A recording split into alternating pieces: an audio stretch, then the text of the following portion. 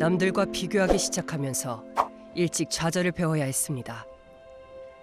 중학교 때까지 강남에서 학교를 다녔던 소배에겐 그 차이가 더욱 크게 와닿았습니다. 애초에 시작점이 다 영어 유치원을 다녀온다던가 아니면 유학을 갔다 온다던가 그런 경우가 많아서 초등학교 때 원어민 수업을 많이 하더라고요. 근데 일단 막 기초적인 것부터 시작하는 게 아니라 회화적인 걸 발표하는 시간이 너무 많았는데 저는 정말 배운 것도 없어서 잘 모르겠는 거예요. 근데 저만 또 못하더라고요, 정말.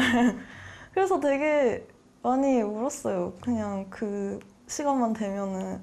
근데 제가 이제 초등학교, 중학교 때 늘 그런 환경에서 지냈잖아요. 그래서 그게 내가 되게 멍청하구나 라는 생각을 하면서 이제 고등학생 때까지 그렇게 이제 자란 거예요. 나는 되게 다른 애들보다 머리도 나쁘고 멍청한가 보다 그런 생각을 했어요.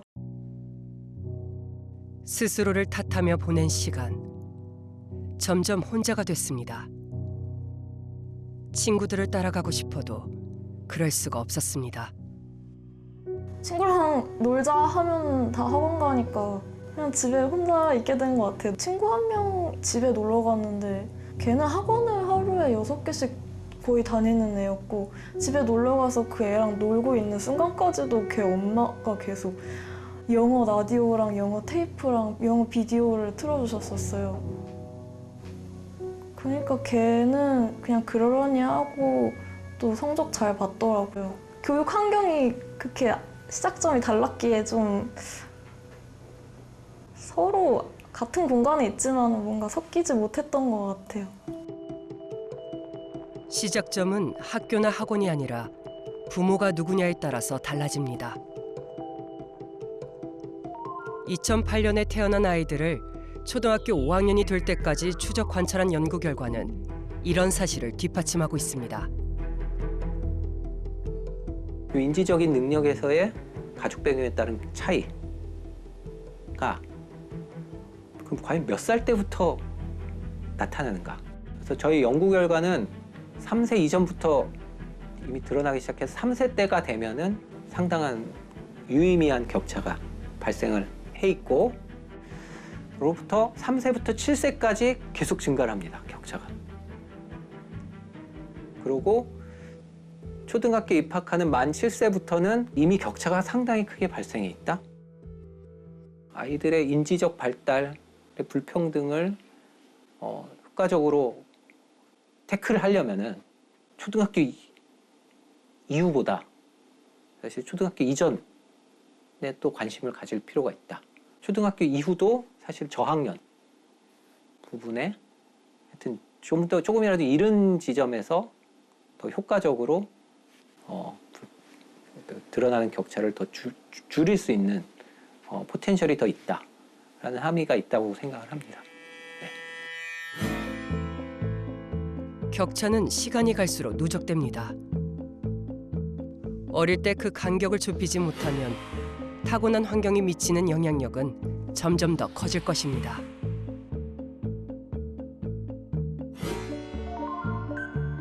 가난한 학생, 즉 기초생활수급자가 많은 학교일수록 성적이 낮고 그 차이는 중학교 때보다 고등학교 때 더 벌어집니다.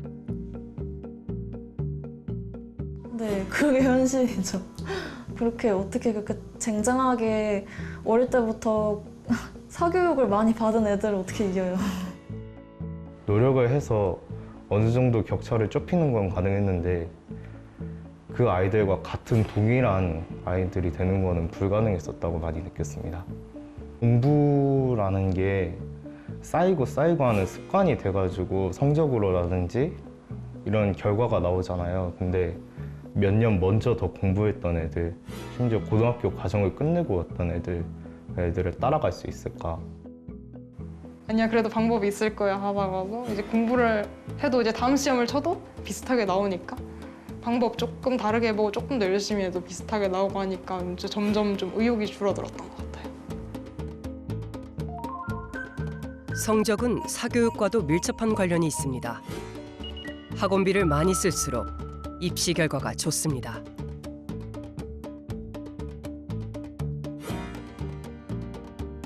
학교 안에서 아이들이 체감하는 현실은 통계보다 더 가혹합니다. 좌절이 반복되면 포기하기 쉽습니다. 애들이 하는 말이 뭐냐면 어차피 공부해봤자 계속 가난할 건데 뭐하러 해 이런 식으로 말한단 말이에요. 공부해봤자 지금 가난한 거에서 빠져나왔죠. 얼마나 빠져나오겠냐 하면서 대부분은 그냥 공부를 그럭저럭 애매하게 하거나 아예 놔버린 친구들이 많았었습니다. 제가 열정을 가지고 대입을 위해서 계속 공부를 하려고 해도 반 친구들이 따라주지 않고 그냥 공부 안 하고 자거나 아니면 아예 학교를 안 나오거나 하다 보니까 그것 때문에 저도 좀 무기력해지려고 하더라고요. 저희 동네 같은 경우에는 교육 여건이 잘 좋지가 않았었던 지역이었기 때문에 공부하는 애들만 하고 나머지는 다 집에서 있거나 놀거나 이런 환경이었었는데 이제 중학교 때부터 비행이나 좀 안 좋은 일을 저지르는 아이들도 많이 있었고 고등학교에서도 비슷한 모습을 보이는 애들이 많았어서 공부로서 성공을 할 수 있는 거는 확실히 거의 없다고 볼 수 있을 정도로 많이 느껴왔습니다. 면학 분위기 역시 환경의 차이가 좌우합니다. 저희 학교 와서 가장 좋았던 점이 정말 열심히 한 친구들 만나서 제 공부하는 데서 큰 도움이 됐다고 생각하는데 다른 좀 내신 점수 따기가 수월한 학교에 갔다면 분위기가 안 좋았을 가능성이 크잖아요, 엄청. 강북에서는 내신 따기가 쉬운 면도 있겠죠. 그렇지만 공부 안 하죠. 근데 여기는 다 공부해요. 교육의 인프라는 상관이 없다고 봐요, 저는요. 그냥 분위기? 오로지 아이가 공부를 하느냐 마느냐, 이 동네가 공부를 하느냐 마느냐 굉장히 중요하다고 봐요, 저는요. 면학 분위기는. 부모의 배경과 사교육, 학교 분위기에 따라 벌어지는 격차. 이 모든 건 결국 사는 곳이 어디냐로 귀결됩니다. 눈여겨볼 만한 대목이 뭐냐면은 이제 그 거주지 분화가 상당히 심화된 점. 그게 이제 거주지 분화가 계속 심화하면 할수록 소위 이제 중산층 비율이 높아지는 지역하고 중산층 비율이 계속 떨어지는 지역하고 결국은 애들이 다니는 학교 분위기 자체도 엄청나게 차이가 나는 거죠. 그래서 강북에 있는 그 교장 선생님들 만나보면 가장 큰 애로사항이 조금 공부 좀 하고 그 다음에 의욕이 있고 이런 학생들은 중학교 때 이미 다 강남으로 집으로 옮긴다는 거예요, 사실은. 그래서 그 남은 자원만 가지고 경쟁하기에는 그 표현 맨 땅에 헤딩하고 똑같다는 거예요, 이게. 이게 뭐 이렇게 뭐 크게 열심히 가르친다 해서 달라지기 어려운 지경까지 지금 가 있다. 수능이 끝나면 강남은 전세난으로 몸살을 앓습니다. 거주지를 옮겨서라도 자녀에게 입시에 유리한 환경을 만들어주기 위해서입니다. 입시 제도가 학력고사에서 수능으로 바뀐 지 올해로 30년. 처음부터 이런 결과를 예상했던 것은 아닙니다. 원래 대학 수학능력시험을 정의를 내리면서 고등학교 교육과정을 정상적으로 이수한 사회면은 누구든지 대답을 할 수 있는 문제를 내겠다. 최소 기준을 재겠다는 뜻입니다. 그런데 대학에서 최소 기준으로 안 쓰고 이거를 당락을 결정하는 기준으로 쓰게 되니까 거기서 갈등이 생긴 겁니다. 암기 위주의 교육에서 탈피하고자 만들었던 수능을 맨 처음 설계하고 시행한 박도순 교수. 그는 지금의 입시 현실을 어떻게 바라보고 있을까? 입시라고 하는 것이 고등학교 교육 과정을 완전히 지배하고 있어요. 이게 보통 문제가 아니에요. 왜 시험이 교육 과정을 지배하느냐고. 교육 과정이 있고 나서 그 결과를 알아보기 위해서 시험을 본다든지 평가를 하는 거지. 원래 교육이라고 하는 것이 각 개인이 가지고 있는 그런 좋은 점을 찾아내서 그것을 북돋아주고 길러주는 게 교육의 근본 목적이라고 교육학 개론에 나와 있습니다. 그런데도 불구하고 그렇게 안 하고 있죠. 2002학년도 수능부터는 사교육에 대한 의존도가 높아졌습니다. 수시가 대폭 확대되고 입시 전형이 다양해지면서 정보력의 중요성이 커진 것입니다. 입시 컨설팅이라는 건 과거에 없었어요. 2001학년도까지는 등수가 공개됐기 때문에 그때는 배치표 이거 가지고 학교 선생님들이 상담을 하고 그것에 따라서 원서를 쓰려고 하고 이제 뭔가 눈치 작전 하나만 존재를 했었죠. 2002학년도 이후에 이제 기억하실 거예요. 하나만 잘해도 대학 갈 수 있다. 그래서 그때 이제 내신만으로 가는 전형이 만들어지기 시작하면서 이제 우리나라 대학 입시가 올림픽 같아진 거죠. 그래서 이제 100m, 200m, 400m, 800m 등등 종목이 나눠지다 보니까 내가 어느 쪽의 종목이 나한테 유리한 건지를 판단하고 그것에 맞춰서 계획을 짜는 게 무엇보다 중요하기 때문에 전략이 중요해진 입시가 2002학년도 이후에 지속되고 있다고 보시면 될 것 같아요. 그동안 입시 제도는 크고 작은 변화를 거듭하며 점점 복잡해졌습니다. 입시가 너무 빨리 변해요. 아이들은 모른다고요. 엄마가 공부를 해서 그 입시를 세팅해 줄 수밖에 없는 거예요. 너무 할 게 많죠. 생기부 활동 이런 것도 또 챙겨야 되고 그 외에도 뭐 봉사니 뭐니 아이가 혼자서 하기는 힘든 것 같아요. 결국 다 돈이잖아요. 좀 그런 것 같아요. 먹고 살려고 돈 벌면 그거 못 하잖아요. 몸으로도 못 뛰잖아요. 그러면 애 혼자 그걸 혼자 할 수는 없죠. 도움이 필요할 때 가장 발빠르게 대응한 곳 역시 사교육이었습니다. 입시 제도가 바뀔 때마다 사교육 시장은 급성장했습니다. 대학 입시가 작년에도 올해도 내년에도 똑같은 패턴으로 아이를 뽑으면 입시 결과가 누적이 되기 때문에 이걸 가지고 예측을 할 수가 있죠. 근데 입시가 바뀔 때는 그런 무언가 틈새라든지 이런 쪽을 이제 알려주는 게 컨설팅에서 하나의 방법인 거죠. 학부모들 입장에서는 이 하나의 제도가 바뀌는 거에 따라 다양한 나비 효과가 생길 수 있는 거거든요. 그러다 보니까 작년과 이 점이 달라졌어. 그럼 이게 어떤 영향을 끼치지? 라는 거에 대해서 굉장히 주목할 수밖에 없고 그랬을 때 이제 누적적으로 경험이 있는 분들을 찾게 되는 게 이쪽의 시장이 조금 이제 확대되는 하나의 방향인 것 같아요.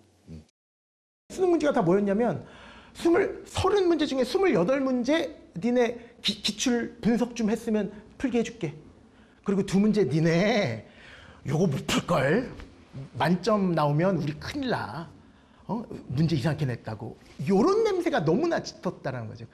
예전 기출 문제를 가장 빠르게 푸는 방법이 스킬이거든요. 그러니까 그렇게 비슷하게 나와주면 많이 그렇게 나왔었어요. 그러니까 어차피 이쪽 사교육 시장도 거기에 따라서 반응을 하는 거잖아요. 계속 절대값과 미분 가능성이 나오네? 작년에도 아니고 또 나왔네? 야, 앞으로 절대값 보이잖아? 이렇게. 그게 통하죠, 당연히. 지난 17일 시행된 2023학년도 대학 수학능력시험에 대한 이의 신청 게시판에 올라온 글 가운데 영어 영역 23번 지문이 사설학원 모의고사 문제와 동일했다는 지적이 올라왔습니다. 사교육에서 적중률이 높은 수능 예상 문제를 더 빨리 풀 수 있는 방법을 가르치면서 재학생보다 재수생이 유리해졌습니다. 2023학년도 수능 지원자 중 재수생의 비율은 26년 만에 최고치를 기록했습니다. 강남은 그 비율이 평균보다 2배가량 높습니다. 입학할 때도 이제 저희 학교는 4년제 학교다 이런 얘기를 이제 선배들한테 우스갯소리를 좀 많이 들었는데 다들 목표치가 높고 만족하지 못하는 경우가 많으니까 재수를 하는 경우가 많은 것 같습니다. 보통 한 중상위 대학을 가도 이제 난 완전 최상위권을 가겠다, 의대를 가겠다라고 하면서 재수를 하는 경우가 많아서 70% 정도는 다들 하는 것 같습니다. 재수생은 상위권 대학일수록 더 많습니다. 하지만 입시에 유리하다고 누구나 재수를 선택할 수 있는 건 아닙니다. 저희 같은 경우 지원되는 게 전혀 없다 그러면 서울대학교라도 못 합니다. 솔직히. 본인이 원래 가려고 왔던 데는 의대를 가려고 했던 건데 아들이 맨 처음에 그 성적 받아보고 나서 다시 재수하면 어떻겠냐는 의사를 표시를 하더라고요. 그래서 저는 솔직히 좀 너무 힘들어가지고 재수할 생각은 하지 말라 그랬어요. 다른 학부모들은 도시락 싸들고도 도와주고 뭐 다 하는데 제가 해줄 수 있는 게 없고 하기가 너무 힘들고 어렵다 보니까 못한다고 하지 말라고 안 된다고 얘기해놓고도 마음속으로 많이 좀 안 좋았죠. 슬펐고. 그게 또 제 현실이구나 하는 분이.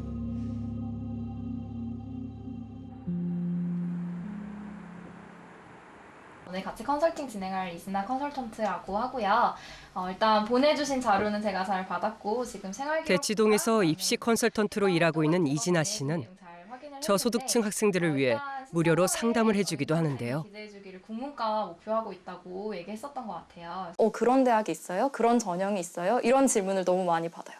그러니까 만약에 서울이나 좀 혹은 집이 잘 사는 소위 말해서 그런 친구들 같은 경우에는 좀 다양하게 정보를 갖고 있고 그중에 본인이 선택을 하는 느낌인데 그렇지 않은 친구들 같은 경우에는 눈앞에 있는 선택지가 적다 보니까 조금 등 떠밀리듯이 이 길밖에 없구나라고 생각하게 되는 경향이 좀 많은 것 같아요. 사실 더 많은 걸 할 수 있는데 정보를 못 얻어서 내가 선택지가 줄어든다면 그건 나중에 학생한테 굉장히 후회되는 지점일 것 같아서 이런 부분이 조금 걱정스럽고 좀 많이 느껴진다, 교육 격차가. 그런 생각을 하는 것 같습니다.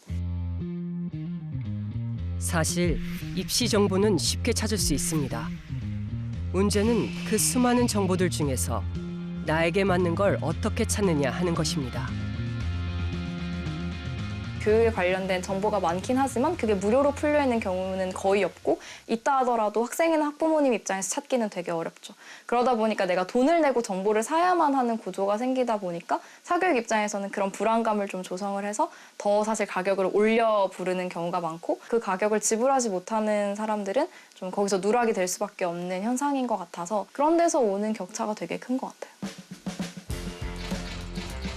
교육 격차에 대한 우려의 목소리가 커질 때마다 보완책도 쏟아져 나왔습니다. 예전에는 소논문 같은 것도 기재할 수 있었고 뭐 봉사활동이나 아니면 세특 같은 것도 분량이 꽤 많아서 사설 업체에서 준비해 온 것들을 충분히 넣을 공간이 많았었지만 블라인드 체제 이후로 좀 많이 줄어들었다고 생각합니다. 사설 업체들이 컨설팅 업체들이 준비해 주는 게 좀 영향력이 줄어들지 않았나 생각합니다. 뭔가 열심히 하는데 성적이 잘 안 나오는 경우가 많았던 것 같아요. 근데 그래서 제가 그런 기획운동 전형으로 뽑는 게 너무 감사해요. 그게 아니면 대학 가기가 엄청 힘들 것 같아요, 진짜. 가난하면 가난했어요. 그러나 누구는 혜택이라고 반기는 것을 다른 누군가는 차별이라며 반대합니다. 학교 이름 다 블라인드로 하고 이렇게 학생들을 뽑는다는 게 저희 입장에서는 역차별을 받고 있다. 왜냐하면 내신 성적이 타 지역보다 여기가 받기가 힘드니까요. 대치동에서 탈대치란 말이 굉장히 유행을 많이 하고 있고 했었어요. 중위권 이런 친구들은 타 지역 조금만 벗어나서 다른 고등학교에 가면 1등을 할 수 있다. 이런 얘기가 있어서 그렇게 실제로 이사를 오히려 나가는 경우가 있었어요. 기회균형 전형도 안 좋게 보는 학생들도 있는데 지역 인재라는 게 있거든요.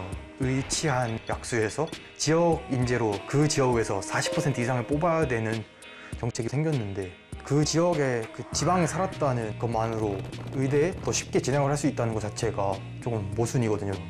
직유는 없어야 된다고 생각해요, 저는. 얘네를 걔네랑 같은 선을 세우는지 그게 제일 어쩔 때는 억울해요. 그쪽은 내신을 1.0이라는 거를 갖고 가잖아요, 편하게. 근데 수능 최저도 못 맞추는 친구가 1.0을 받는다는 건 말도 안 되잖아요. 여기는 내신 3, 4등급 애들도 다 수능 1등급 나오는 애들인데 너무 성적 차이가 난다는 거죠. 제도에 따른 불공정과 환경에 따른 불평등 사이에서 팽팽한 줄다리기.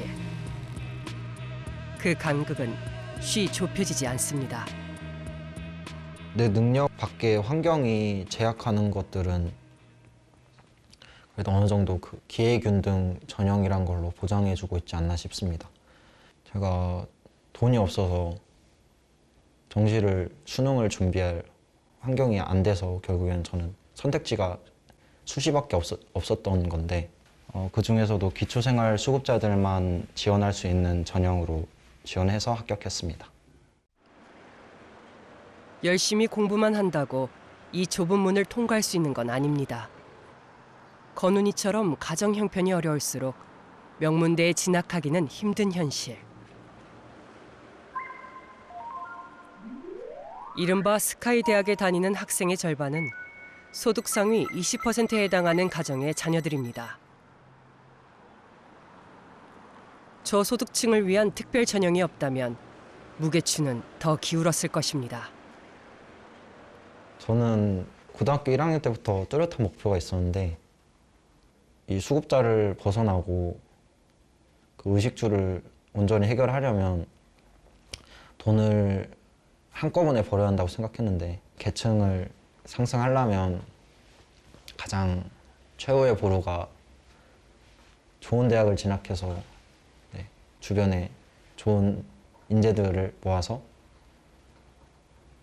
창업하는 거다. 그것 때문에 가장 좋은 학교들을 바라보고 그냥 고등학교 3년 달려왔었습니다. 이곳에 오기까지는 남다른 끈기와 노력이 필요했습니다. 아마 모두가 그랬을 겁니다. 하지만 그 과정은 많이 달랐습니다.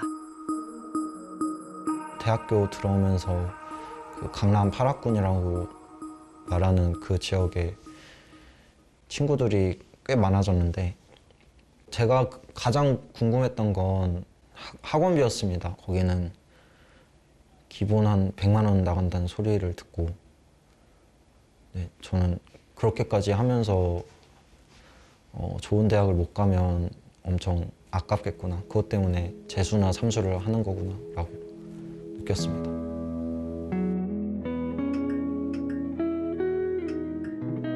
창업을 해서 가난에서 벗어나겠다는 꿈이 있었기에 길고 힘들었던 시간을 견딜 수 있었습니다.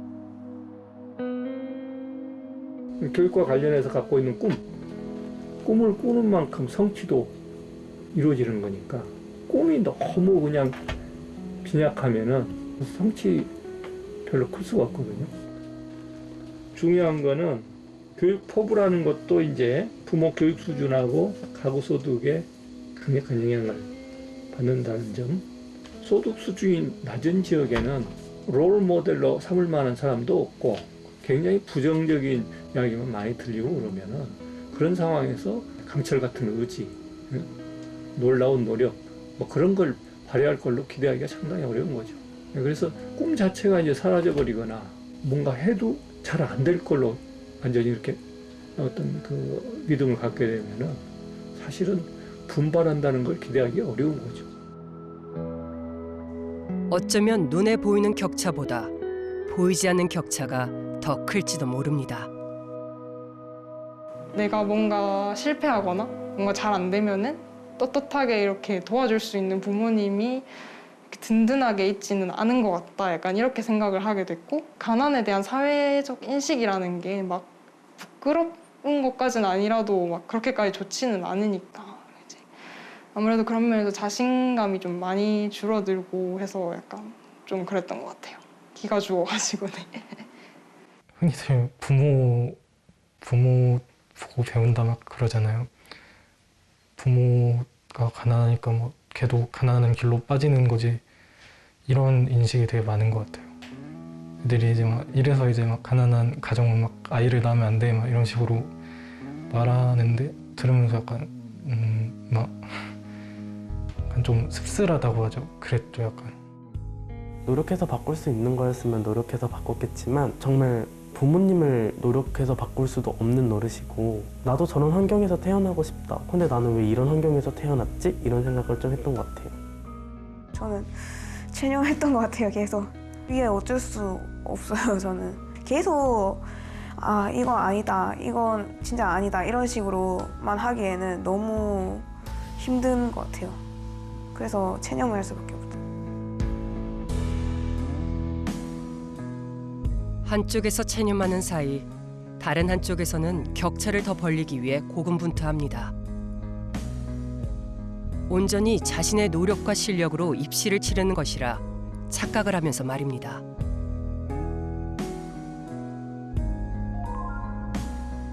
서울대의 한 연구에 따르면 학생의 능력을 기준으로 본 가상의 합격률은 강남과 강북의 차이가 크지 않지만 실제 합격률은 20배 이상 차이가 납니다.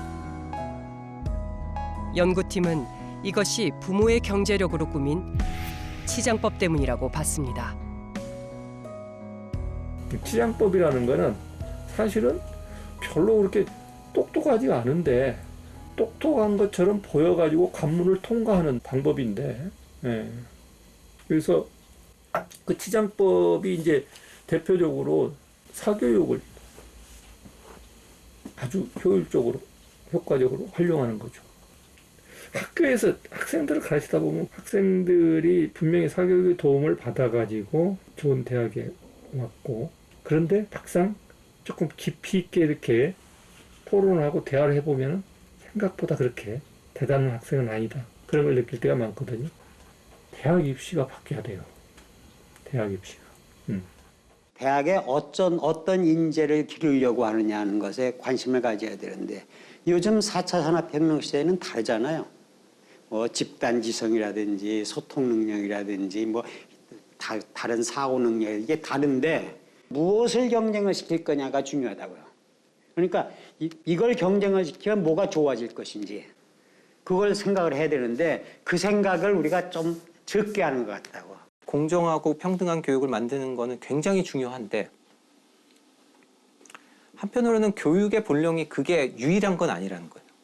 어떻게 교육이 좋은 민주적인 시민을 양성할 것인지, 어떻게 교육이 함께 어우러져 사는 조화로운 민주사회를 만들 수 있게 사회화를 시킬 것인지, 우리가 사실 간과했던 여러 중요한 교육의 기능 본령들을 좀 다시 이제 회복해야 되는 게 오히려 우리의 과제가 아닌가 싶어요.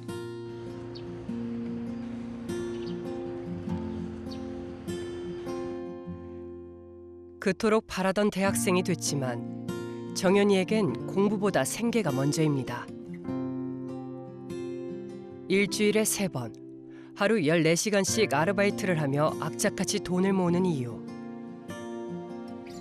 6년째 가족과 떨어져 사는 동생을 생각하면 마음이 더 조급합니다. 가장 큰 거는 주변 환경인 것 같아요. 저희 동네, 그 환경이 좋지 않은데 그 환경에서 살면은 저희 동생도 불량한 쪽으로 빠지지 않을까 그런 걱정도 부모님이 많이 했으셨고, 그래서 외할머니, 외할아버지가 있는 쪽은 조금 더 나은 환경이고 교육열도 좋고 주변 아이들도 괜찮은 집에 살고 있는 그런 아이들이다 보니까 부모님이 이제 부탁을 하신 거죠. 외할머니, 외할아버지 그쪽으로. 그렇게 해서 초등학교 3학년 때 지금까지 계속 생활하고 있습니다. 어디에 사느냐에 따라 달라지는 미래의 풍경. 동생의 미래를 바꾸려면 동생이 살고 있는 풍경을 바꿔야 했습니다. 동생을 못 본다는 게 좀 아쉬운 감도 크게 있지만 저는 오히려 나은 것 같아요. 오히려 그 불안정한 생활 모습들, 환경들, 그리고 저희 집의 경제적 여건들 이런 거를 보고 위축되지는 않았으면 했던 마음이 크고, 제 동생은 그런 거를 보지 않고 좀 더 좋은 쪽만 바라볼 수 있었으면 좋겠다 생각했고, 그래서 오히려 떨어져 있는 게 아쉽긴 하지만 좋은 것 같아요. 저로서는. 사는 데가 달라지면 보는 눈도 꾸는 꿈도 달라질 거라 믿기 때문입니다. 막 성인이 된 정윤이의 꿈은 한 평짜리 고시원만큼 좁아진 지 오래입니다. 과연 20살 대학생 중에서 저처럼 일하고 공부하고 이렇게 미친 듯이 하는 사람이 있나 그 생각도 많이 했었어요, 솔직히. 진로는 옛날에는 거창하게 잡아서 많이 생각을 했었는데 지금은 그저 제 자식한테 부모님한테 미안하지만 똑같은 환경을 보여주고 싶지 않다는 생각이 사실 굉장히 커요. 제가 그 경험을 했었고 또 그 과정에서 입는 상처들도 있고 그걸 알다 보니까 본인이 선택할 수 없는 격차의 조건, 스스로 결정할 수 없는 환경의 차이를 아이들은 어쩔 수 없다며 받아들입니다. 내가 아닌 나의 배경이 미래를 좌우하는 현실에서 우리 아이들은 과연 무엇을 보고 배울 수 있을까요?